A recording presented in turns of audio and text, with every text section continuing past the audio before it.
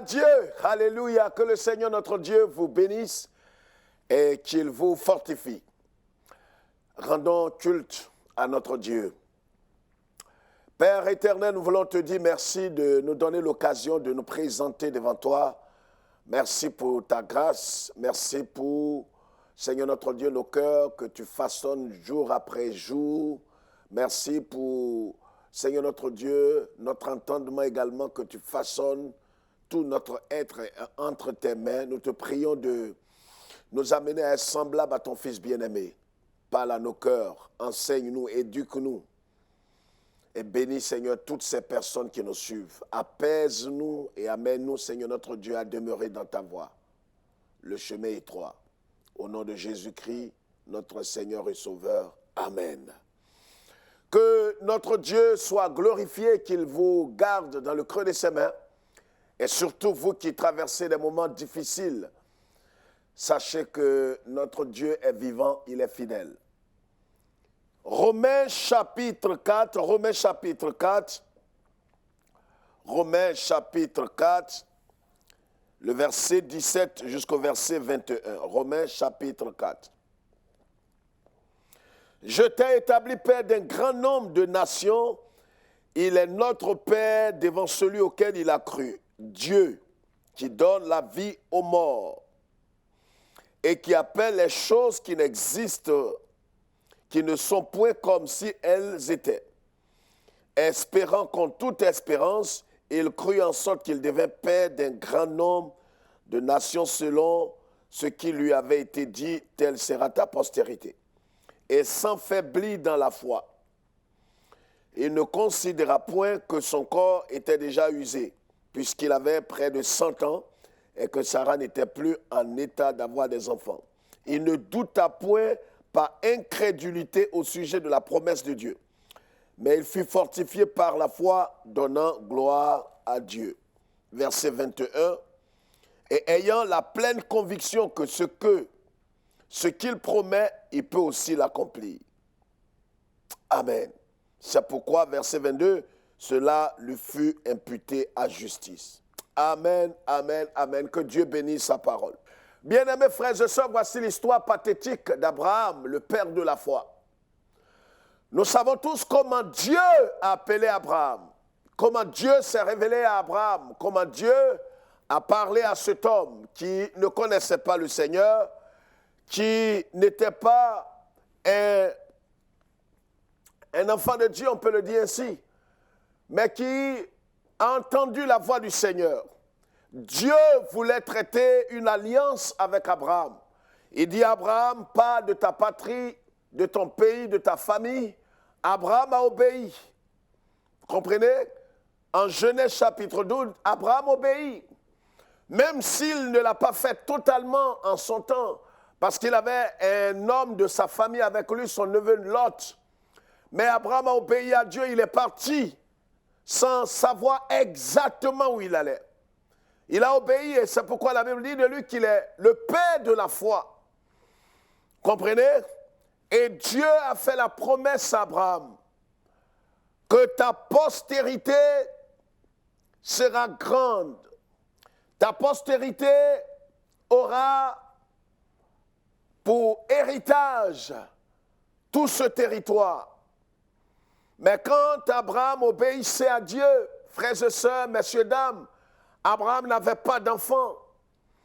Et Dieu lui parle, Dieu lui donne la promesse. Et c'est ce que Paul rappelle ici dans son épître aux Romains, en disant, Dieu l'a établi comme père d'un grand nombre de nations. Vous comprenez? Abraham est parti et à un certain moment, après 25 années, et avant cette date, Abraham avait pris de l'âge, il n'était plus capable d'avoir des enfants humainement parlant. Il n'était plus à mesure, c'est ce que rappelle Paul ici aux Romains, qui donne la vie aux morts et qui appelle les choses qui ne sont point comme si elles étaient, et s'enfaiblit dans la foi. Il ne considéra point que son corps était déjà usé. Abraham n'était plus capable d'avoir des enfants. Son corps était usé, son corps était détruit, son corps avait vieilli. Son corps n'avait plus la capacité, humainement parlant, d'avoir des enfants. Vous comprenez? Sa femme aussi, Sarah. La parole de Dieu déclare que son corps était usé et que Sarah n'était plus en état d'avoir des enfants. Parce qu'elle aussi, elle avait près de 90 ans.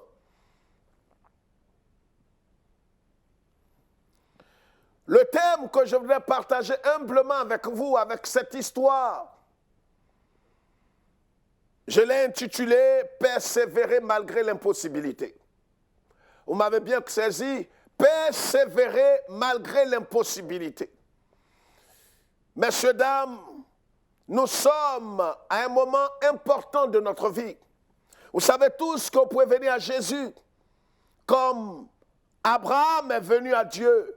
Il a marché devant le Seigneur. La Bible dit, à un certain moment, Dieu lui a dit en Genèse chapitre 17, « Marche devant ma face ».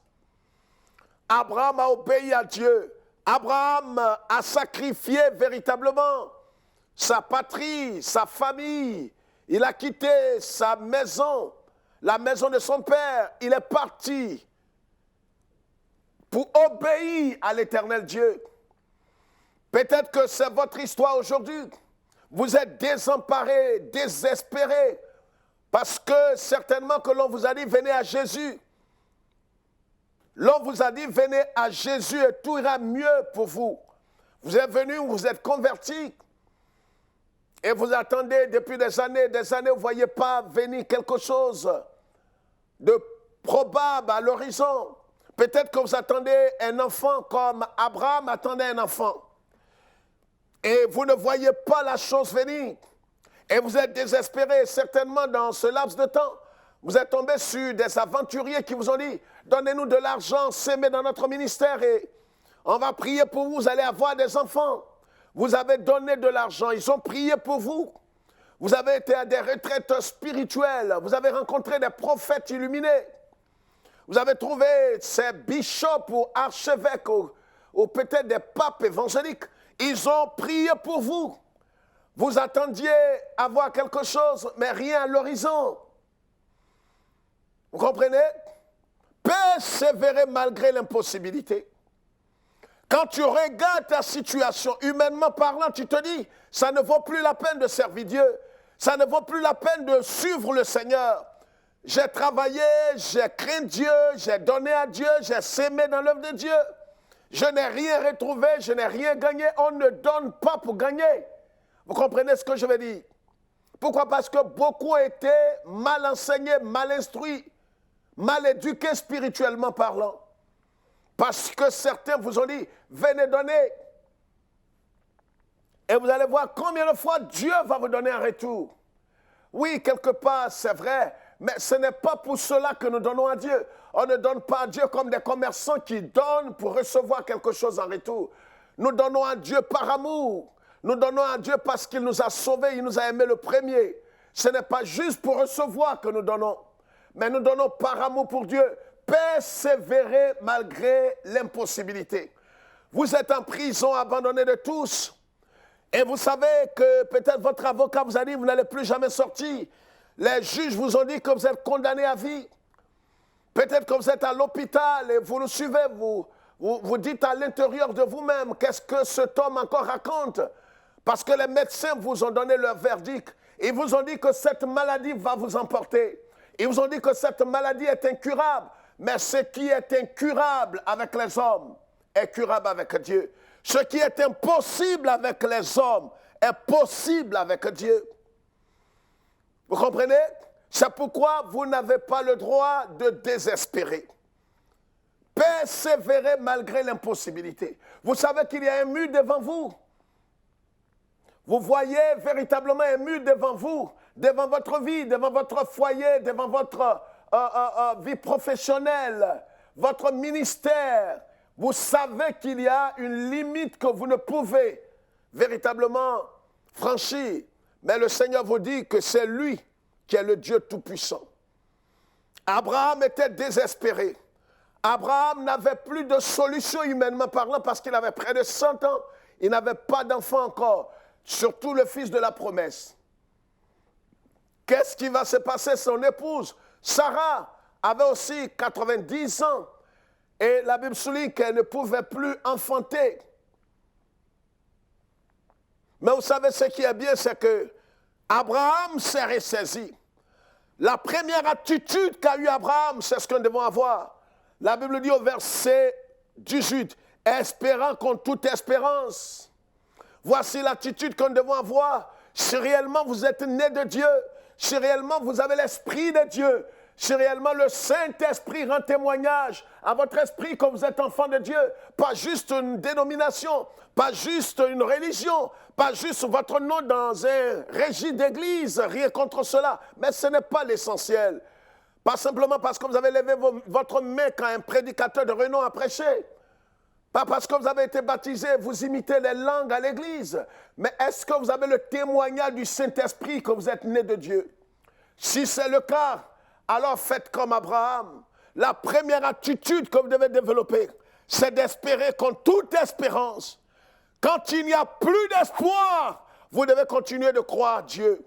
Croire ses promesses, croire qu'il est capable de toutes choses. Ne regardez pas juste les circonstances. Levez vos yeux, allez au-delà. Regardez et espérez en celui qui est l'auteur de votre salut. Abraham a espéré contre toute espérance.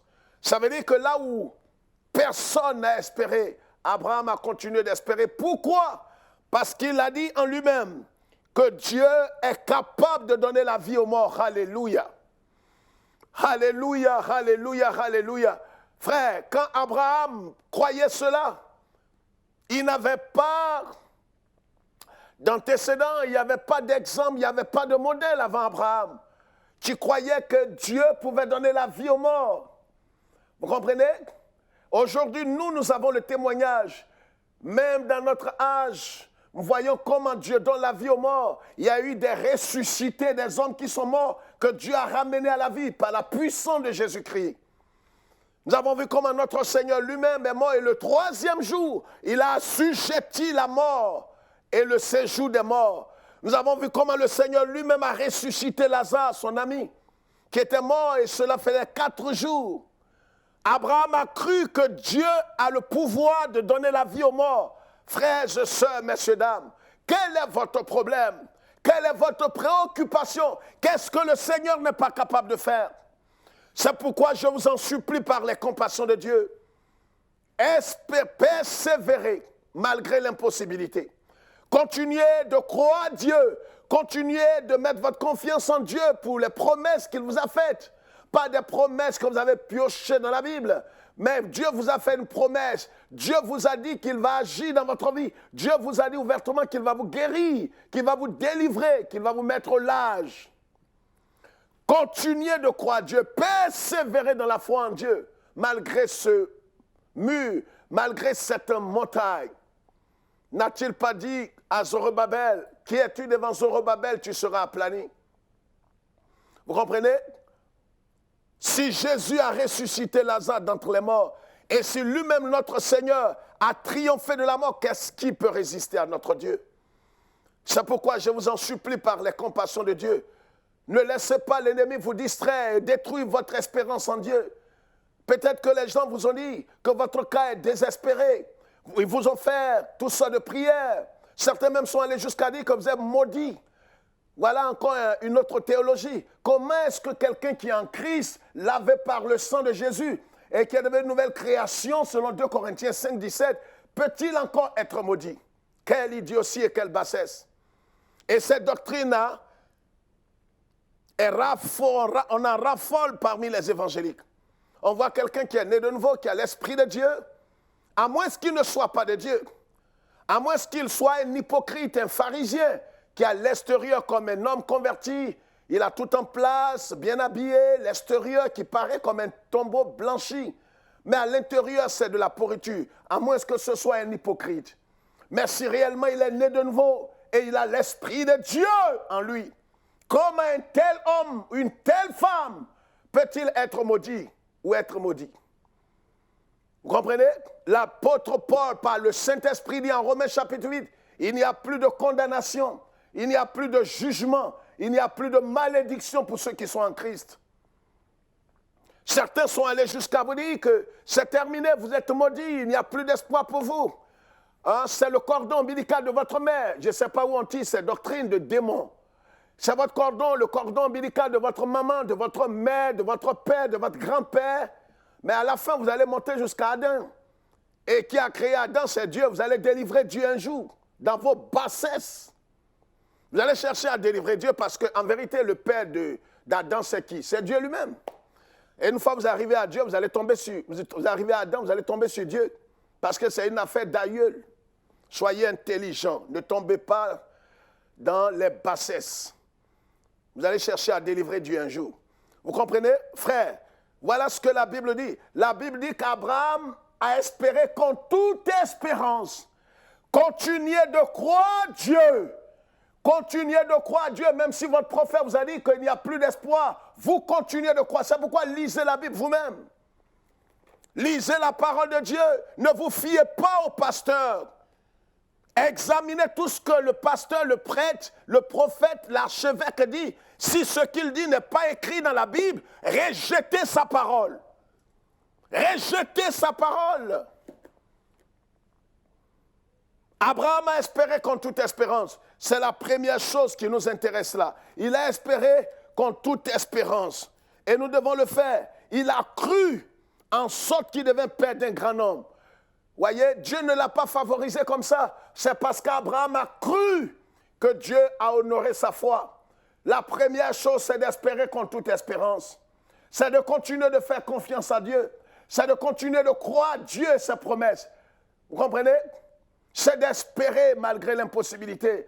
Abraham pouvait dire, Dieu, tu m'as fait la promesse, j'ai quitté mon pays, ma patrie, ma famille, et je ne vois rien à l'horizon. C'est vrai, à un certain moment, il y a eu un flottement jusqu'à ce qu'il fasse Ismaël. C'est un miracle suivi de malheur. Vous savez, dans votre marche chrétienne, certains ont eu à faire des choses tellement ils ne voulaient pas attendre le temps de Dieu qu'ils sont allés emprunter des raccourcis pour avoir des miracles. Certains ont des mariages Ismaël. Certains ont des enfants Ismaël. Certains ont des entreprises Ismaël. Mais tout ce que vous avez d'Ismaël, vous savez vous-même ce que ça veut dire. Vous comprenez très bien, vous avez l'Esprit de Dieu. Vous savez que vous avez ces choses en dehors de la volonté parfaite de Dieu. Et cela est une source de souffrance, une source de malheur pour vous. Vous savez, la Bible dit en Proverbe chapitre 10 que c'est seulement la bénédiction de Dieu qui n'est suivie d'aucun chagrin. Vous pourrez être bénis. Et voilà pourquoi est-ce que plusieurs sont dans l'église, dans l'assemblée aujourd'hui. Et ils sont malheureux, misérables. Comment tu as fondé ce foyer? Comment tu as eu cet homme avec la malice, avec la ruse? Comment tu as eu cette femme? En trichant, en mentant toute l'église, mais tu comprends pourquoi tu es misérable aujourd'hui. Si seulement tu pouvais comprendre ces choses et te repentir, alors tu connaîtras la paix et le bonheur. Abraham a emprunté des raccourcis à un certain moment de sa vie. N'empruntez pas des raccourcis. Vous allez avoir des miracles Ismaël. Et si vous avez un miracle Ismaël, vous allez souffrir moralement, physiquement, à tout point de vue. Attendez le temps de Dieu pour avoir votre miracle Isaac. Isaac met du temps. Vous savez, tout ce qui vient de Dieu, c'est pourquoi les prospéritistes, nous leur disons toujours, vous avez emprunté les raccourcis avec cette doctrine et cette théologie qui vient des maçons. Ils font croire à tout le monde qu'aujourd'hui, nous devons être riches par tous les moyens. Nous devons régner, nous devons dominer. Si dès que quelqu'un traverse des épreuves, alors on le culpabilise. On le traîne dans la boue. On se moque même de lui. Parce qu'on va jusqu'à dire, mais c'est quel Jésus tu as reçu et puis tu souffres comme ça? C'est quel Jésus tu as reçu et puis tu n'as pas le minimum? C'est quel Jésus tu as reçu et puis on te renvoie du travail? Où est-ce que tu payes ta dîme? Si tu payais ta dîme chez notre prophète, malheureux, illuminé, vendeur d'illusions, on n'allait pas te renvoyer, tu vois. Viens dans notre église comme si leur église était la porte du ciel. Misérable homme, malheureux. Jusqu'à quand vous allez comprendre l'évangile? Abraham a persévéré. Vous comprenez? Il a espéré contre toute espérance. La deuxième chose, c'est que Abraham a cru Dieu. Alléluia. Et en retour, Dieu lui a imputé à justice. Dieu l'a exaucé, Dieu l'a écouté. Dieu peut vous éprouver. Il a fait avec Abraham pendant 25 années. Ce n'est pas parce que vous n'êtes pas dans le droit chemin, pas parce que vous n'aimez pas Dieu, pas parce que vous êtes maudit, pas parce que vous n'avez pas l'esprit du Seigneur. Mais Dieu peut vous éprouver. C'est en cela que les marchands de l'Évangile, les commerçants de la Bible, ces nouveaux riches, les agents des sociétés secrètes, sous le manteau des évangiles et des évangéliques, ils vous troublent. Ils vous feront croire que mais, si Dieu est avec vous, ce n'est pas possible que votre miracle dure comme ça depuis des années. Oui, mais laissez-moi vous dire, il y aura des femmes qui n'auront pas d'enfants. Il y aura des femmes qui n'auront pas peut-être beaucoup d'argent. Jésus l'a dit, tout le monde ne sera pas riche. Il dit, vous aurez les pauvres avec vous. C'est le Seigneur qui bénit. Et le Seigneur, notre Dieu, est souverain. Il donne comme il veut.